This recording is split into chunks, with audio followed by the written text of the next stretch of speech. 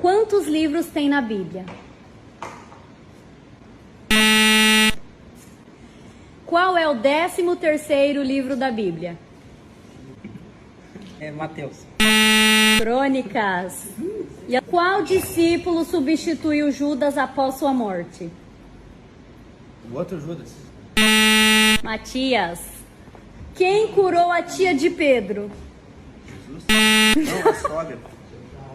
Ai. Ninguém. É tia. Foi a tem sogra. sogra. Na multiplicação dos 5 pães e 2 peixinhos, quantos cestos cheios sobraram? Muitos. Quem matou Caim? Abel. Homem que encontrou Jesus no caminho de Damasco. Nome da segunda esposa de Jacó. Raquel.